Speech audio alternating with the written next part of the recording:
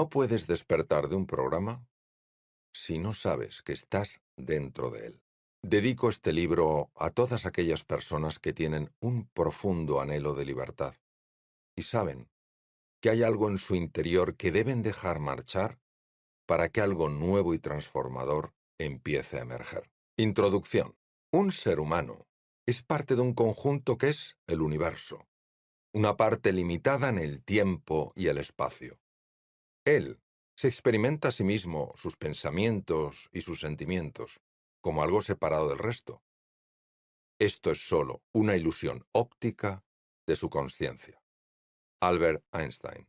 Cuando en 1981 las investigaciones del profesor Roger Sperry fueron reconocidas como para que se le otorgara el Premio Nobel de Medicina, el mundo todavía no era consciente del alcance de sus descubrimientos. Lo que él y sus colegas, sobre todo el doctor Michael Gazzaniga, demostraron es que, asociada al cerebro humano, no había una única mente, sino dos. Esto no tendría más relevancia si no fuera porque ambas están con frecuencia enfrentadas.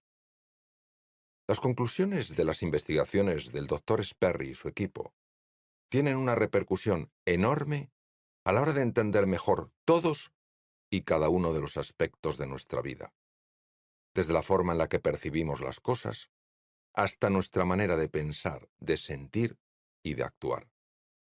El conflicto que existe entre esas dos mentes repercute en la relación que establecemos con nosotros mismos, con los demás, y tiene implicaciones importantes en la salud y en el nivel de prosperidad que disfrutamos.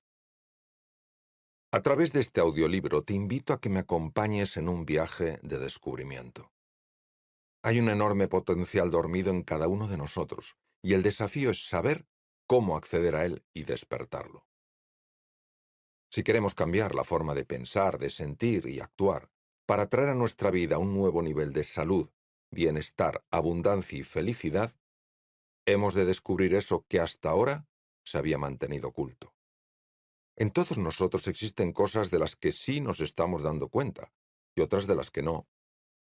No somos conscientes de las imágenes internas que proyectamos constantemente acerca de nosotros mismos, de los demás y del mundo. Si viéramos esas imágenes, entenderíamos por qué nos alteramos por cosas que para nosotros no tienen sentido. También comprenderíamos por qué a veces somos tan hábiles a la hora de ejercer ese autosabotaje que nos priva de cualquier opción de éxito cuando queremos alcanzar determinadas metas. Prestamos atención a lo que se está proyectando en la pantalla de nuestro consciente y estamos completamente ciegos a lo que se está proyectando en la pantalla de nuestro inconsciente. Por eso no entendemos por qué nos sentimos como nos sentimos. Resetea tu mente. Quiere ayudarte a que accedas a eso que se está proyectando en la pantalla de tu inconsciente.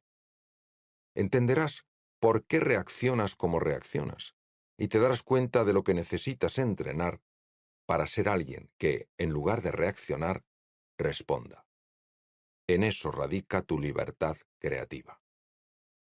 Si no comprendes lo que está sucediendo dentro de ti, si no lo ves, es difícil que puedas gestionarlo. A lo largo de este audiolibro vas a familiarizarte con la manera en la que operan tus distintas mentes en su relación, no solo con determinadas regiones de tu cerebro y tu cuerpo, sino también con el universo. Comprobarás que esas mentes tan divididas y enfrentadas tienen un lado oscuro y un lado luminoso. Esto no significa para nada que uno de dichos lados sea malo y el otro bueno. Solo que hay uno que está oculto a la consciencia y el otro no. Cuando la consciencia abraza ambos lados y los integra, emerge algo nuevo y extraordinario a lo que llamamos consciencia unificada o despertar.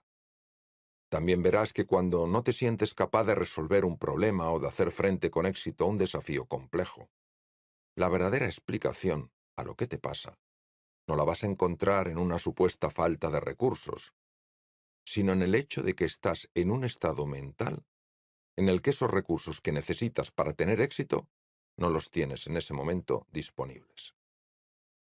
El agua en estado líquido, la nieve, el hielo y el vapor de agua son lo mismo, agua, y sin embargo se encuentran en un estado diferente. El agua líquida la puedes beber, en la nieve puedes esquiar, sobre el hielo puedes patinar, y el vapor puede desplazar un barco o mover poderosas turbinas. Esto se aplica igual a los seres humanos. Hay estados en los que emergen grandes recursos y otros en los que no. Que no los despleguemos cuando más los necesitamos no significa que no dispongamos de ellos por más que dé la impresión de que eso es así. Hay otra posible explicación, y es que esos recursos estén dormidos. El camino para reclamar nuestro verdadero poder interior y vivir en libertad no es fácil, porque con frecuencia no queremos sentir nuestros sentimientos, y por eso hemos desconectado de ellos, deshumanizándonos. Pasar de un mundo conocido y familiar a uno que no lo es, y cambiar la mirada enjuiciadora por una contemplativa, es un gran reto. Dejar de querer controlar y abrirse a un dejarse hacer es, sin duda, exigente. Dejar atrás aquello que nos limitó en el pasado para que puedan hacer un presente y un futuro, que no sean una simple proyección del pasado, va a pedir de nosotros un alto grado de valentía, determinación y compromiso. Quiero ofrecerte un ojo inteligente, para que veas con claridad lo que puede estar sucediendo sin que te estés dando cuenta. Elegí seguir el camino de la medicina hace ya medio siglo. Y desde entonces he buscado formas de reducir el sufrimiento humano. Hoy padecemos pandemias, cambios climáticos severos, rivalidad entre naciones, desencuentros políticos y sociales, y creemos que son cosas que nos vienen de fuera y sobre las que no tenemos ninguna capacidad de control. ¿Y si esto no fuera así?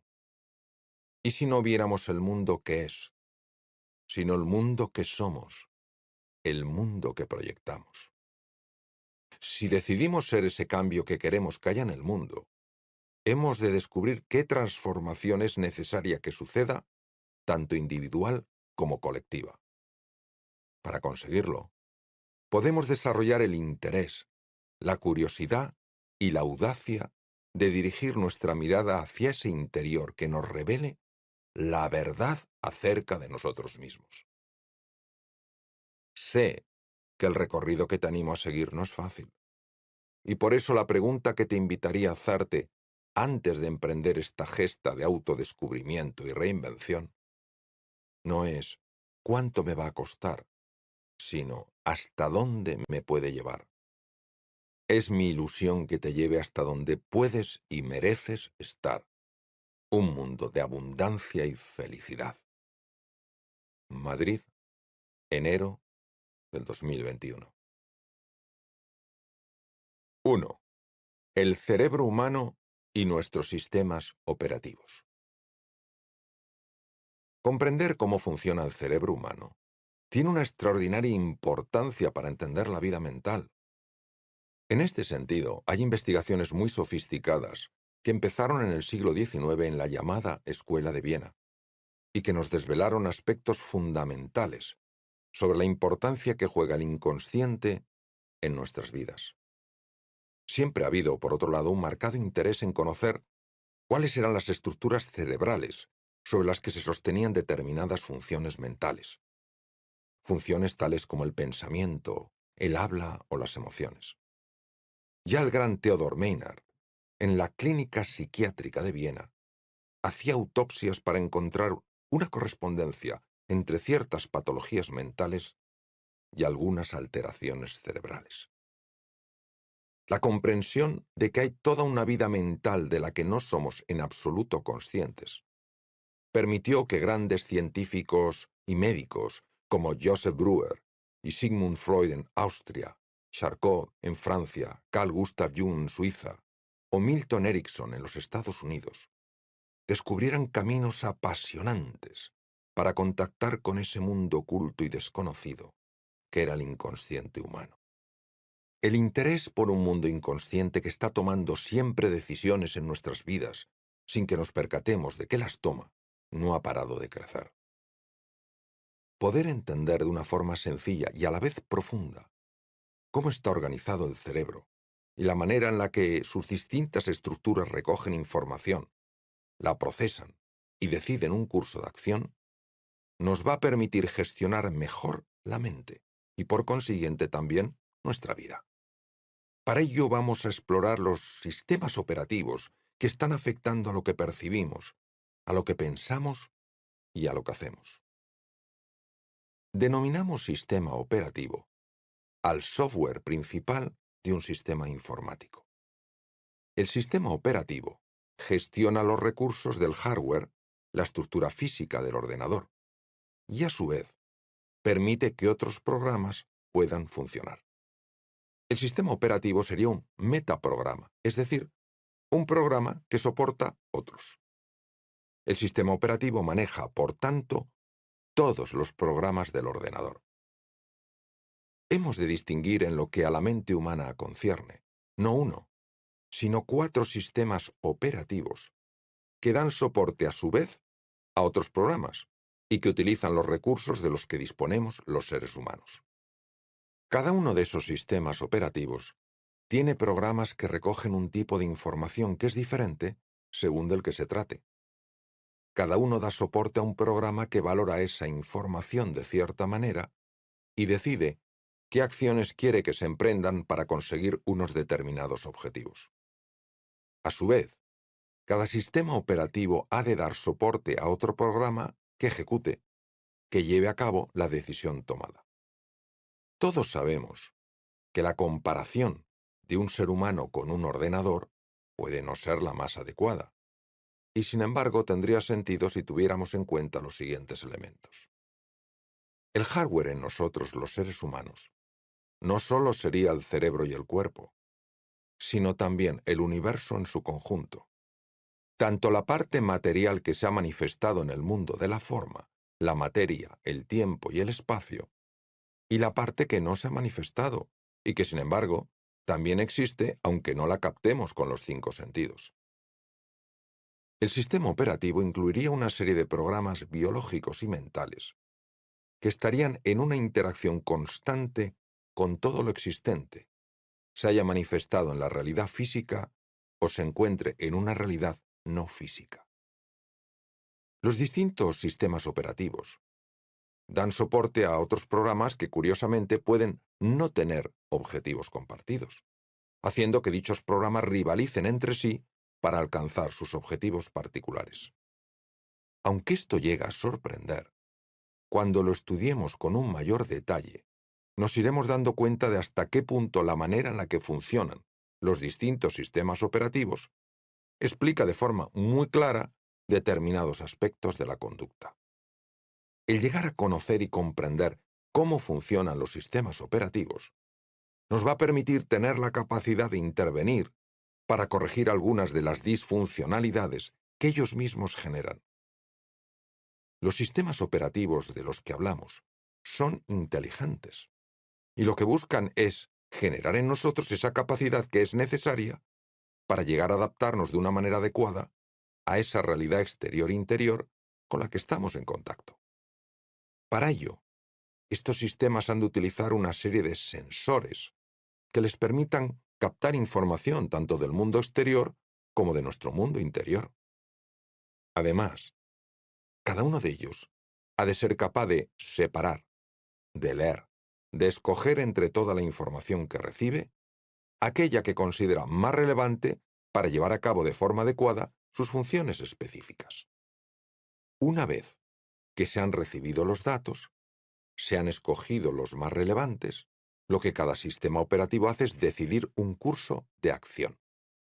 Esa decisión ha de estar encaminada a conseguir 3 objetivos fundamentales: sobrevivir, adaptarse a los cambios, favorecer un crecimiento, una evolución, una maduración que maximice las posibilidades y potencialidades del individuo en cuestión.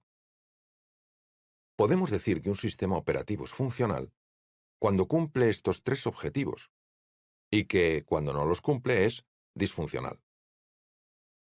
Un sistema disfuncional es aquel que dificulta o evita que el individuo sobreviva, que se adapte a las situaciones de cambio o que pueda evolucionar para maximizar sus posibilidades y avanzar en su camino a la plenitud.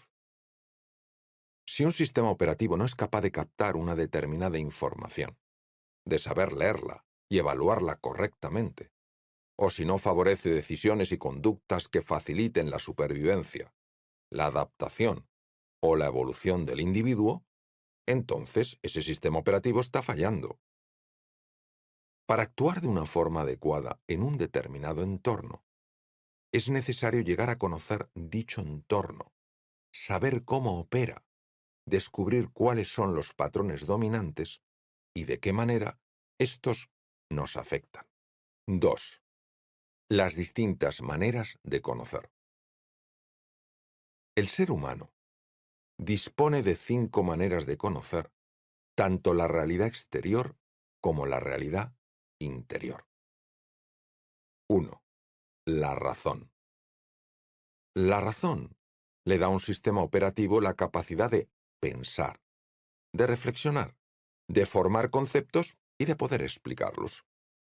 A la razón se le debe la capacidad de abstracción, lo que significa extracción de determinadas características o rasgos de aquello que se observa. La palabra silla es, por ejemplo, una abstracción en la que se extraen los rasgos fundamentales que tienen todas las sillas. Igual pasa con palabras como caballo, nube o planta. Conoces uno y ya puedes distinguir todos. 2. Los sentimientos. Los sentimientos le dan al sistema operativo la capacidad de evaluar esa información que recibe, de valorarla, de discriminarla, de atribuirle una importancia concreta. Si la razón nos dice lo que es algo determinado, los sentimientos nos dicen si ese algo es agradable o no lo es y qué relevancia tiene en nuestra vida. 3. Las sensaciones.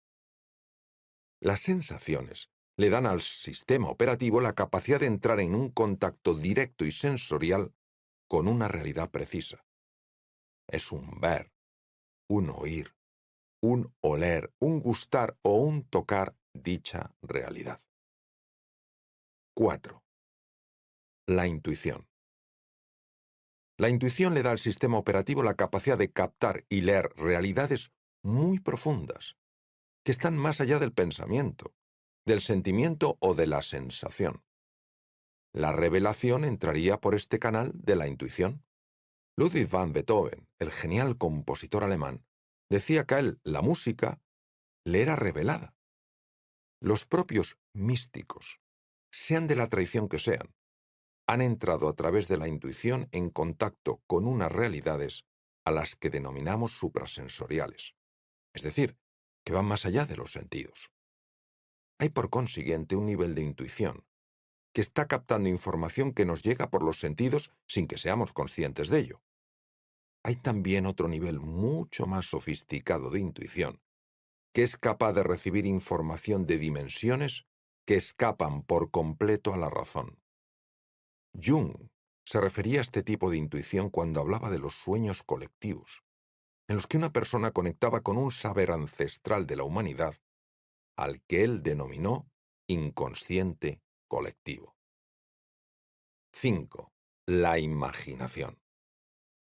La imaginación le daría al sistema operativo la capacidad de conectar con un mundo de infinitas posibilidades y dar lugar a la manifestación de una nueva realidad que previamente no se habría materializado en el mundo de las formas.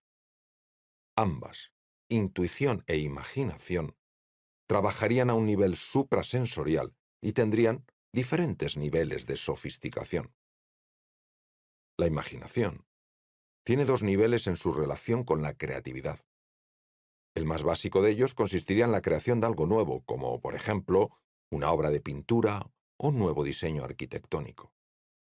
El otro nivel de la imaginación correspondería la capacidad de manifestar en el mundo de la materia, de los sentidos y de las formas, algo que previamente estaba en un mundo energético, más allá de la materia, del tiempo y del espacio. Es decir, la intuición captaría y la imaginación crearía, manifestaría. 3. Los sensores, esas antenas que nos conectan a todo y con todo.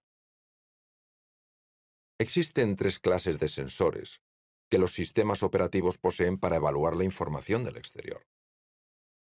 Órganos de los sentidos externos: vista, oído, gusto, tacto, olfato. Órganos de los sentidos internos. Interocepción: captaría señales de las vísceras, los tejidos y las células. Y propiocepción: captaría señales de los músculos, tendones, fascias y ligamentos. Órganos de captación suprasensorial, que posiblemente reaccionan a diferentes tipos de frecuencias energéticas. Si bien esto pertenecería al mundo más esotérico, aclararían ciertos fenómenos que no se podrían explicar de otra manera. Entre esos fenómenos, hablaríamos de las premoniciones. El propio Jung, en un viaje de tren, tuvo una visión de una ola gigantesca de sangre que lo iba englobando todo. Aquello fue tal vez una premonición de lo que se convertiría en la Primera Guerra Mundial. En la literatura hindú, Ajna, el sexto chakra o tercer ojo, cuando se abre, permite superar el velo de las apariencias y percibir una realidad más profunda. Es decir, que todos los seres humanos disponemos de 5 maneras de conocer tanto el mundo interior como el mundo exterior.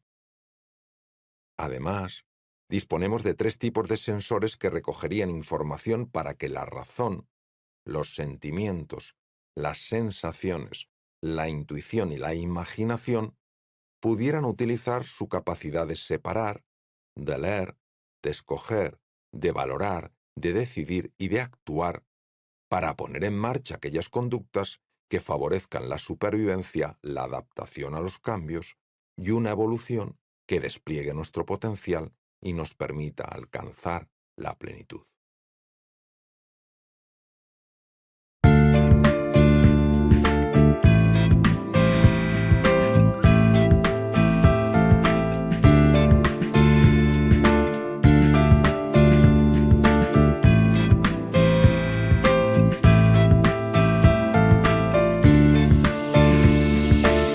You have changed my life with your words and motivation. You helped me to become a better person. I feel so great about your love. Never felt that before. You have changed my life with your words and motivation. You helped me to become a better person. I feel so great about your love. Never felt that before. You are not only good by heart, but you also have a good soul. I'm lucky to find someone as wonderful as you are. I am so thankful to you for coming in my life and making it so nice.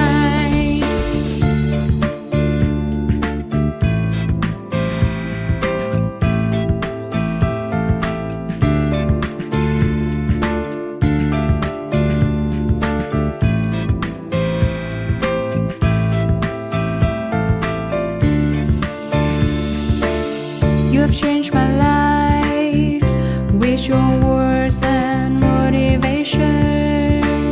You helped me to become a better person. I feel so great about your love. Never felt that before.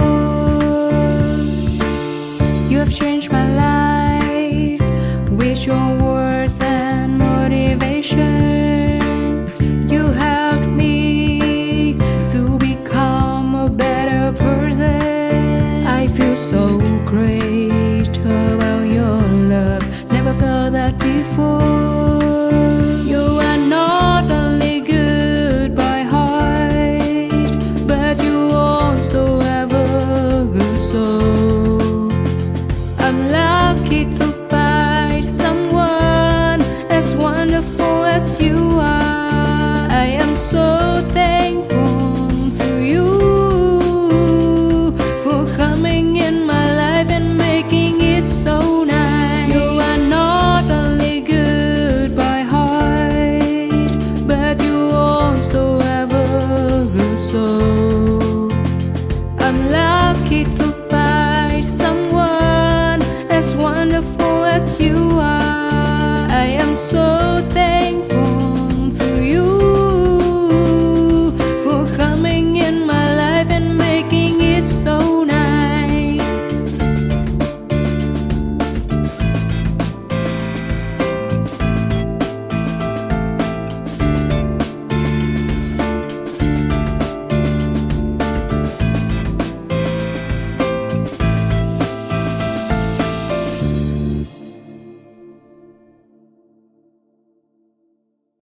Los sensores y las 5 maneras de conocer están integrados de una determinada manera en los 4 sistemas operativos.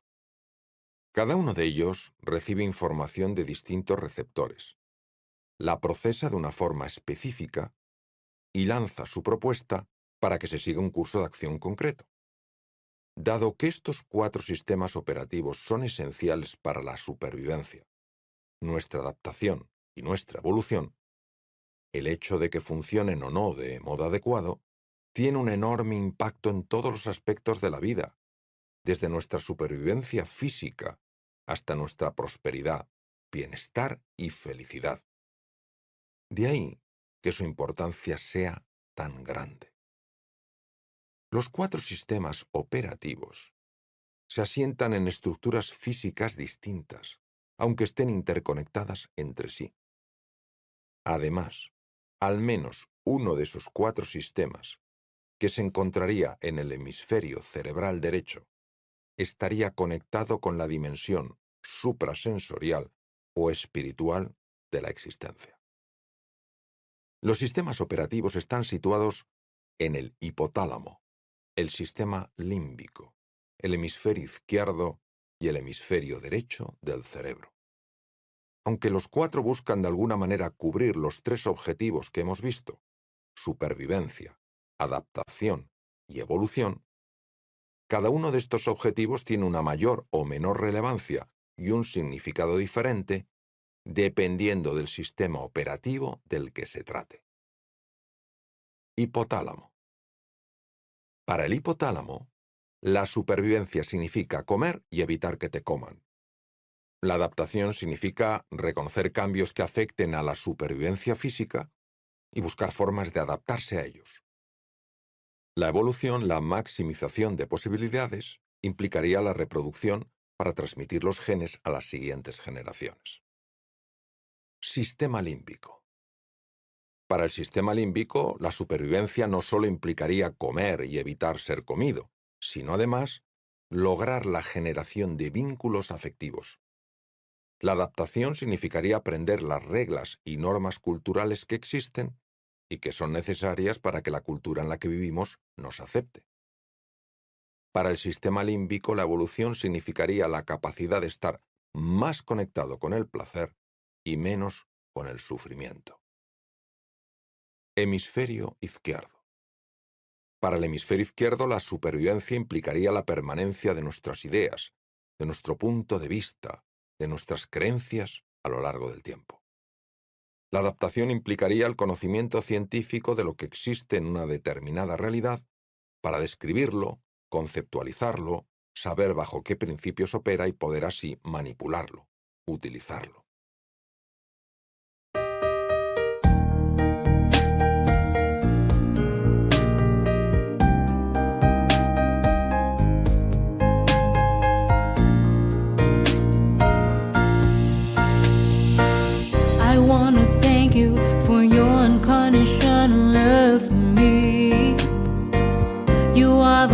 beautiful thing I have ever had in my life. You are the reason, that's why I am living in this world. I wanna thank you for your unconditional love for me. You are the most beautiful thing I have ever had in my life. You are the reason, that's why I am living in this world. I admire the way you are always there for me. I admire the ways you always take care of me. I admire the way you give your all just to see a loving smile on my face. I admire the way you love me.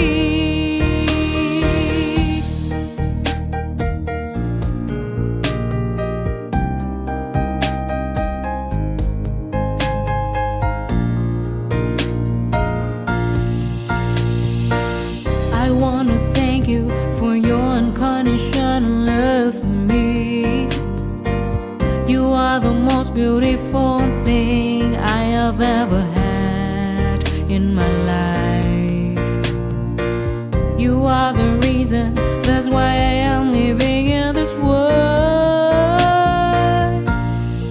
I admire the way you are always there for me. I admire the ways you always take care of me. I admire the way you give your all just to see a loving smile on my face. I admire the way you love me. I admire the way you are always there for me. I admire the ways you always take care of me.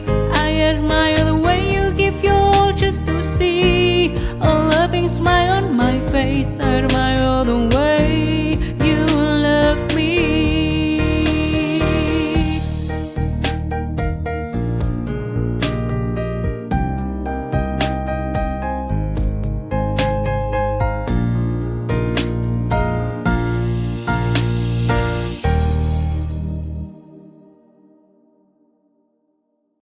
Para el hemisferio izquierdo, la evolución significaría utilizar la ciencia y la tecnología que de ella deriva para crear sociedades con un mayor grado de bienestar. Hemisferio derecho. Para el hemisferio derecho, la supervivencia implicaría el reconocimiento de nuevos patrones en entornos que son cambiantes e inciertos. La adaptación significaría el desarrollo de la cooperación a base de empatía y voluntad de encuentro. La evolución significaría la superación de la dualidad y el encuentro con la dimensión más profunda de la existencia. En palabras del gran psicólogo norteamericano Abraham Maslow, sería lo que él denominó la autorrealización. Los budistas hablarían del despertar, y en el cristianismo sería referencia al encuentro con Dios. 4. La importancia de saber qué hacer en los momentos clave. La función principal de los 4 sistemas operativos es saber qué hacer en las distintas circunstancias en las que los seres humanos nos encontramos para así maximizar las posibilidades de sobrevivir, de adaptarnos a situaciones de cambio y evolucionar. En un árbol, por ejemplo, sus sistemas operativos tendrían que ser capaces de favorecer que éste no muriera, que se pudiera adaptar a diferentes características ambientales y que pudiera crecer hasta alcanzar su máximo desarrollo, su mayor grado de madurez. Lo mismo sucede en un ser humano, aunque con un nivel de sofisticación muchísimo mayor.